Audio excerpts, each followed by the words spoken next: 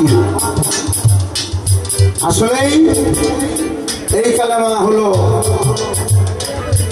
ও সাজারাতান অর্থই বাতান।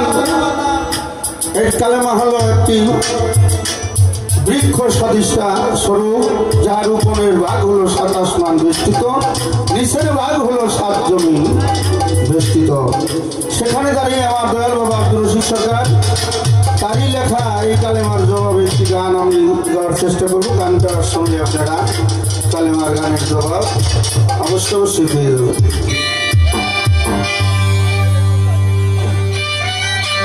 ওরে সাবুত কলমা মানব দেহ, সাবুত কলমা মানব দেহ, কইরা লোকে ভানা কলমা করলে মুসলমান হবে না, কালেমা করলেই মুসলমান হবে না।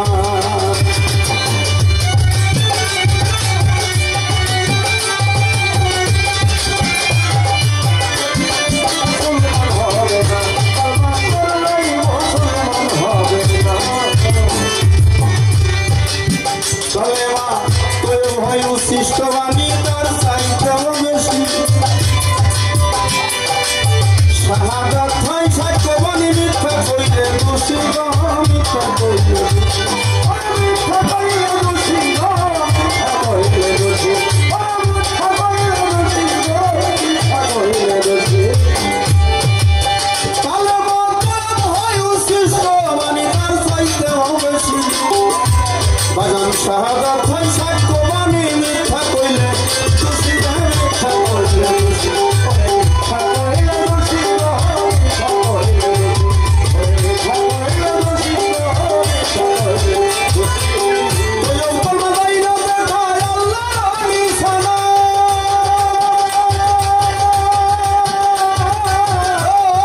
মুমিন ভাই ওই কলমা দাইরা দেখায় আল্লাহর নিশানা।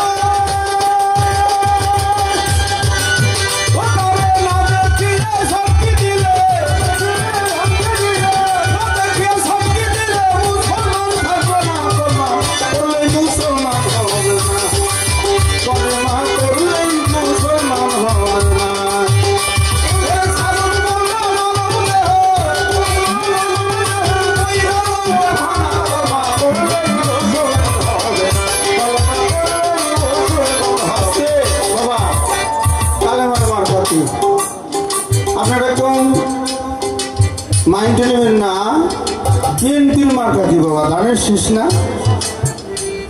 আর আওয়ামী লীগ নৌকা মার্কা তার হলো নৌকা মার্কা। প্রত্যেকটা দলের একটা মার্কা আছে। এই কালেমার মার্কা কি? এই কালেমার মার্কাটা হলো, এটা জিটকে শরীফের তালিমে এই কালেমা লিখতে যায়, যেমন এই পুরো পা থেকে মাথা পর্যন্ত একটা মানুষই হলো কালেমা। সবাই বলি সুবহানাল্লাহ। সেই সহিহুল কোরআন কিতাবের ভিতরে আপনারা যারা সেই কিতাবটা আছে পড়লে দেখবেন এই কালেমা, কালেমা লা ইলাহা ইল্লাল্লাহু মুহাম্মাদুর রাসূলুল্লাহ, এই কালেমাটা লিখতে যায় পুরো একটা মানুষের আকার। তাই কালেমার মার্কা হলো বাবা মানুষ মার্কা। এই কালেমাটা চিনতে হইলে একজন কামেল পীর মুর্শিদের কাছে বায়াত গ্রহণ করে কামেল মুর্শিদের কাছ থেকে এই কালেমা জানতে হবে। তাই সাবুত কলমা মানব দেহ, সাবুত কলমা মানব দেহ, কইরা লোকে ভানা কলমা করলেই মুসলমান হবে না, কালেমা করলেই মুসলমান হবে না।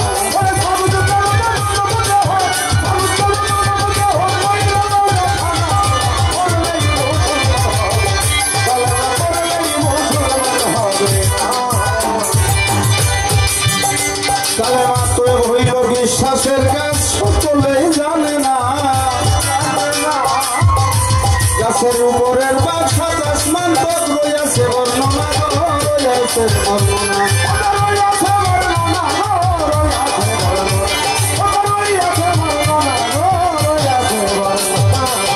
নিচের বাঘের 7 জমিনেরও যোগা বর্ণনা,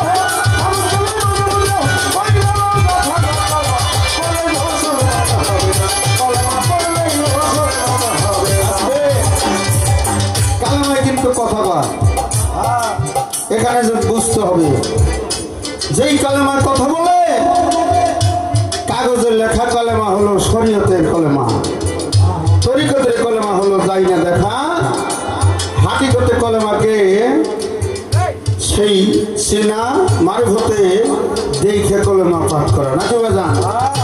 এখানেই বলা হয়েছে কলেমা সাবুত করতে হলে কামিল মুর্শিদের কাছে আত্মসমর্পণ করে সেই কালেমা সাবুত করতে হবে যে কালেমায় কথা বলে, অর্থাৎ অবুস নজরুল খানা বাঁকা নফেস বা চাঁদ চেপা শূন্য বিশূন্য করিয়া ইহা সিদ্ধির গেলে জীবনে যে একবার পাঠ করতে পারে এই কালেমার সহিত সে জান্নাতবাসী হন। সুবহানাল্লাহ।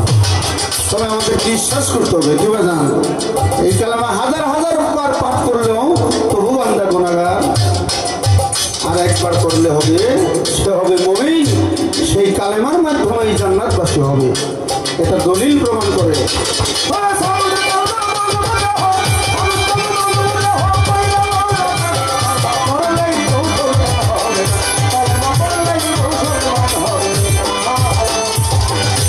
ইমানি ফলে রসই বাজান বাজান সেই বিসমিল্লাহ বাবানি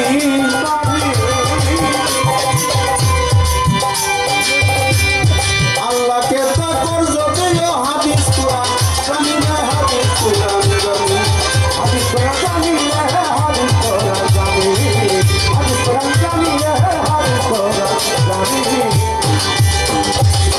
ইমানি ফলে রসই বাজান বিসমিল্লাহ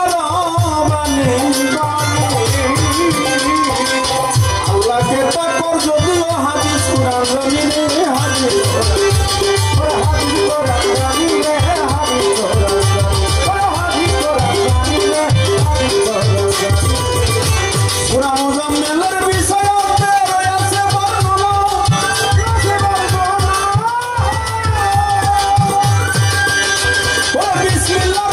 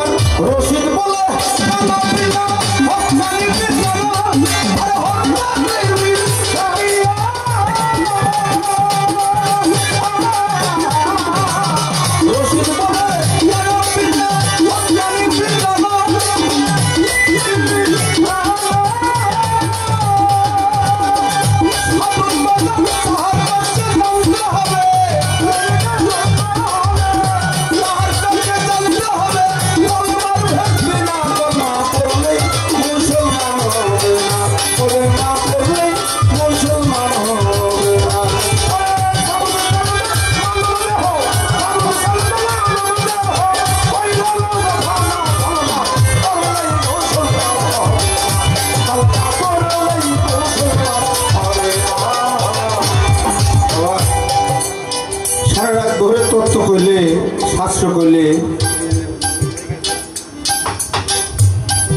আমাদের বলার শেষ হবে না। এই কালেমা উপরের ভাগ হলো 7 আসমান বেষ্টিত, নিচের ভাগ হলো 7 জমিন বেষ্টিত। এই কালেমার নকশা হলো মানুষ।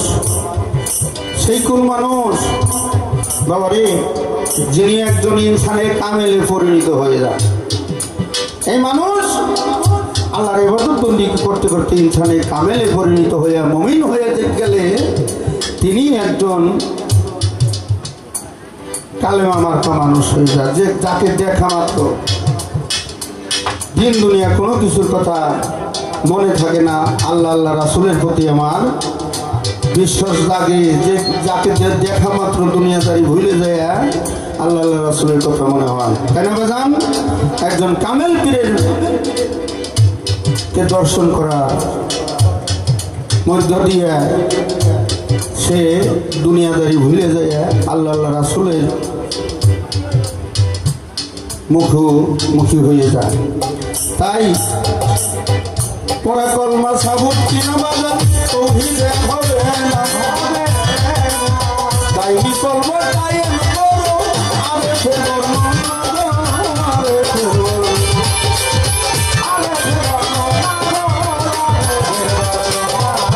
সরকার রশিদ বলে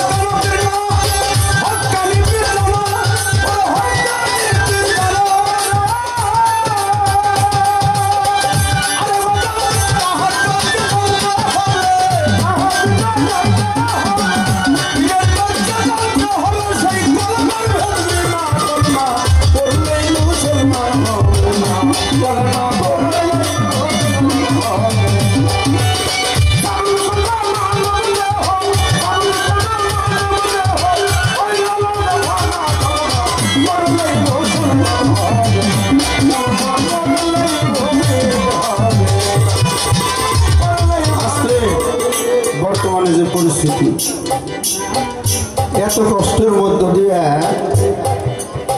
এত রিস্কের মধ্য দিয়ে তবুও আমাদের আজকের এই দরস মাহফিল হইতেছে, আল্লাহ আল্লাহ রাসূলের কথা হইতেছে। জানা বাজান, এখানে কোনো ফাহিশা কথা বলা হইতেছে না। কেননা এখানে এত রিস্কের মধ্য দিয়ে আমার নুরনবী বাজান, আমার সেই সাদুদ বাজান, সামাদ বাজান, সভাপতি সাহেব, আরো ভক্তরা যারা অনেকেই তারা কোরআনের বিনিময়ে গুরুকে ভালোবেসে দলকে ভালোবেসে তারা জীবন মরণ উৎসর্গ করে দিয়ে আজকের এই মেলাটা দরস মাহফিল পরিচালনা করতেছেন। এত কষ্টের মধ্য দিয়ে একটা বড় আল্লাহর অনেক অনেক রহমতে আজকের এই অনুষ্ঠান পালন হইতেছে। আমি বলবো গুরু শিষ্য পালা অনেক ঊর্ধ্বে পালাই। আমার যিনি আজকে শিষ্যের ভূমিকায় অত্যন্ত ভাব জগতে গান পরিবেশন করেছেন, তার জন্য দোয়া করি এভাবে যেন তিনি থাকতে পারে। বাবার আমাদের গুরু ভক্ত এমন একটা জিনিস, এটা বোঝাইতে গেলে বলতে গেলে অনেক কঠিন। জিহাদের মাধ্যমে গুরুকে ভালোবেসে টিকে থাকতে হয়। আমার দয়াল নবীজি তার একজন প্রিয় সাহাবী ছিল, নাম ছিল তার হযরত জাবের রাদিয়াল্লাহু তাআলা। সে ছিল একজন গরিব মানুষ। হযরত জাবের আমার দয়াল নবীকে বলছে, হুজুর আপনি অনেক ভক্ত বাড়িতে সাহাবাদের বাড়িতে যান, দাওয়াত খাইতে যান, দয়া করে আমি অদমের বাড়িতে যদি আপনি একদিন দাওয়াত দিচ্ছেন তাহলে আমার জীবনটাই ধন্য। দয়াল নবী বলছে, যাবে। আমি কথা দিলাম তোমার বাড়িতে আমি দাওয়াত খাইতে যাবো আগামী সোমবার। পালতো বলে হুজুর পাক যখন আসবেনি তাহলে এই ছাগলটা জবাই করে পাক করে গোস্ত রান্না করে এই ছাগলের গোস্ত দিয়ে রুটি বানাই হুজুরের সামনে খাইতে দেব। হুজুর পাক খাইলে আমরা ধন্য হয়ে যাবে। আপনারা এই ঘটনাটা সবাই জানেন না জান? অবশ্যই জানেন। আপনারা বিভিন্ন ওয়াজ অনেক মাওলানার ওয়াজ করেন। এইখানেই গুরু ভক্তের ভালোবাসার পরীক্ষা হয়ে যায়।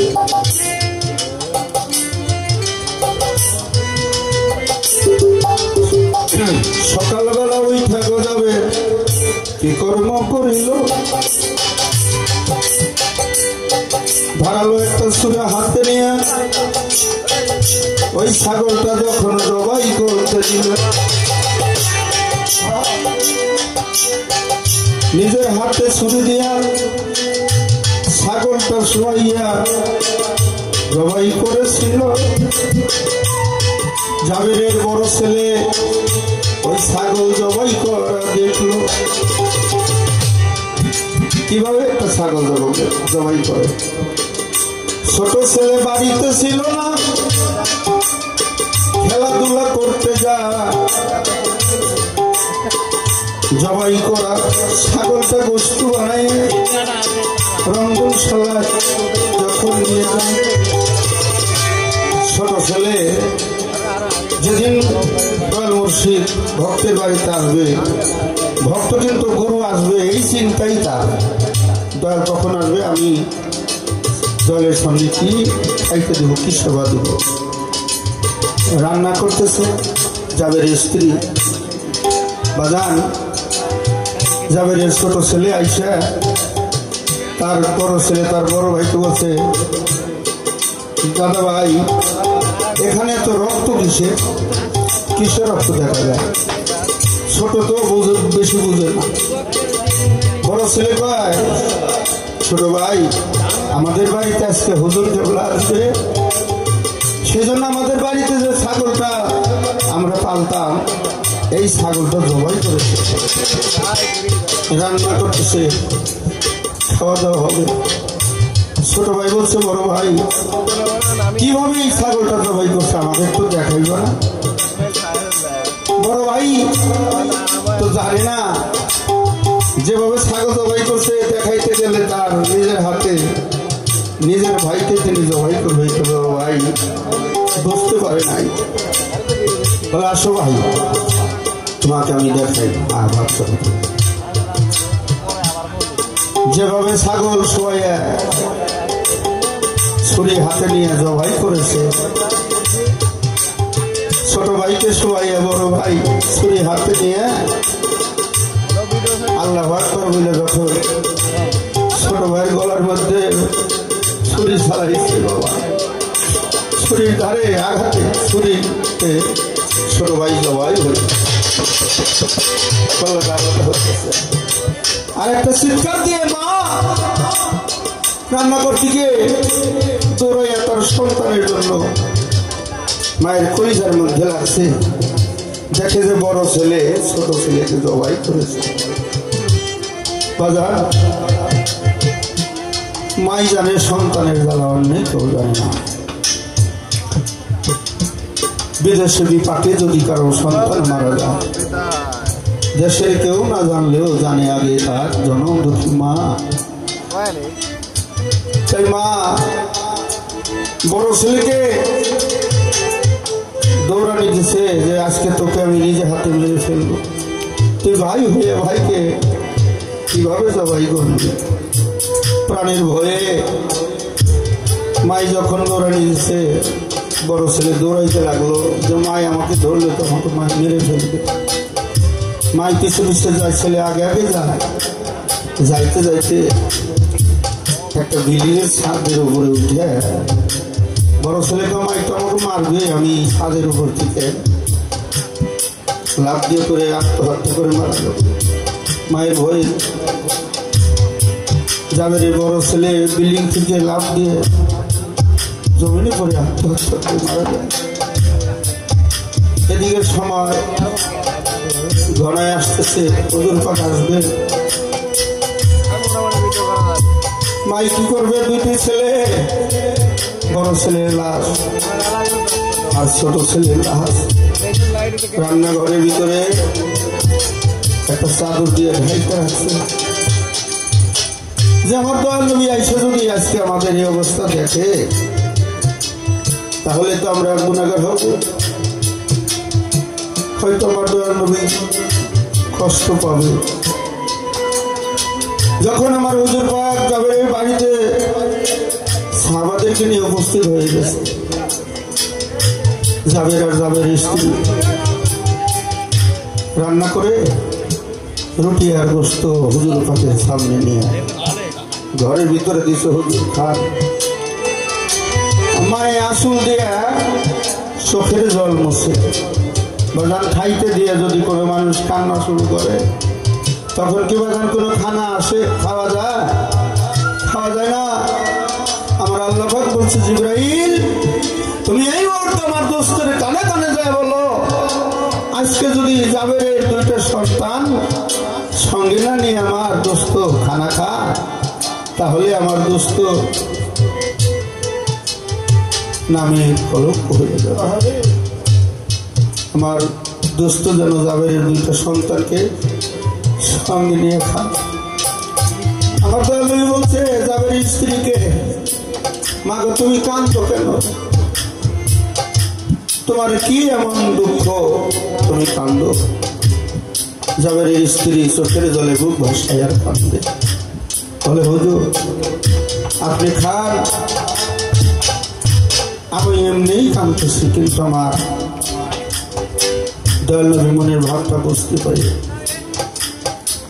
বাজান গুরু জানে ভক্তের জ্বালা,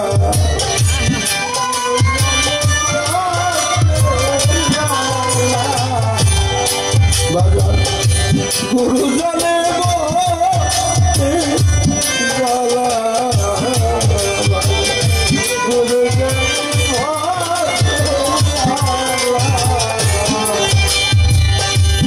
মুর্শিদ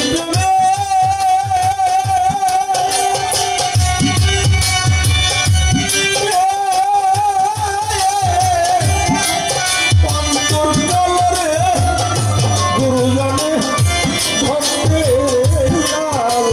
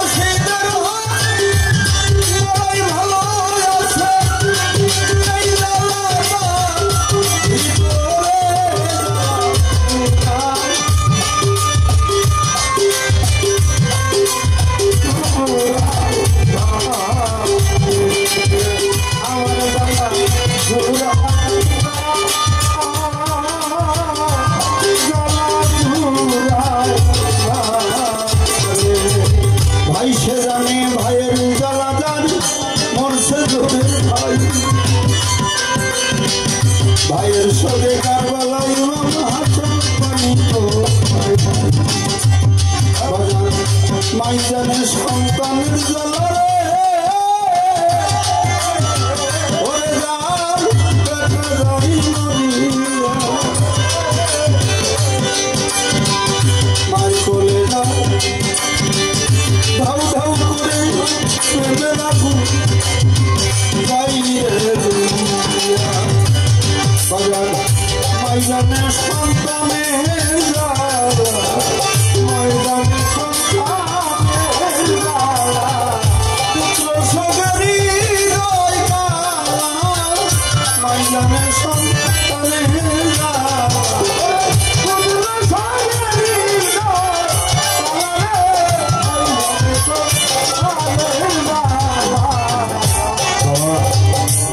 মাই জানে সন্তানের জ্বালা গুরু জানে ভক্তের জ্বালা ভাই সে জানে ভাইয়ের জ্বালা যার দূরের ভাই হয়ে যায় আপন ভাই জগতে হয় সম্পদের ভাগী আর তরিকার ভাই হলে পরকালের বিধানকালের সাথী তাই বাগান আমার আল্লাহর নবী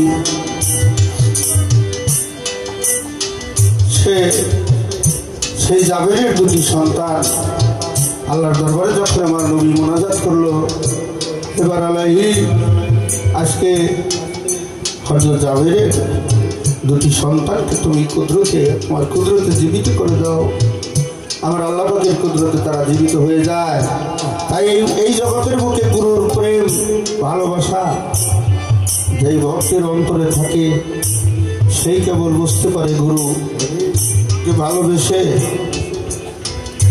যারা ভক্ত হয়ে যায় তারা গুরুকে ছাড়া আর কিছুই বুঝে না আরে জ্বালা গুরু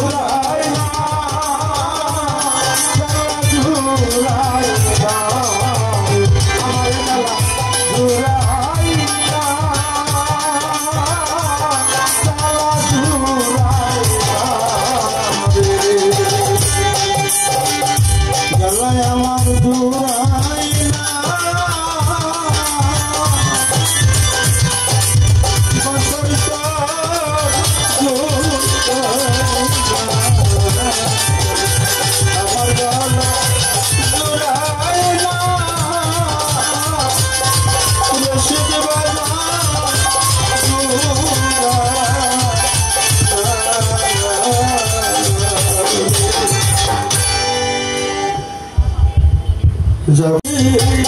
পারি না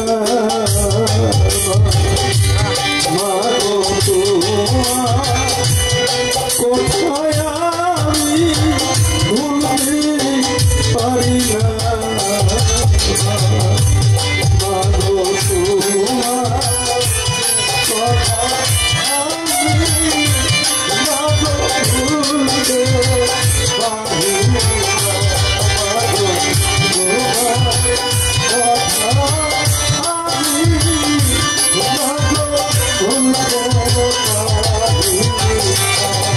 তোমার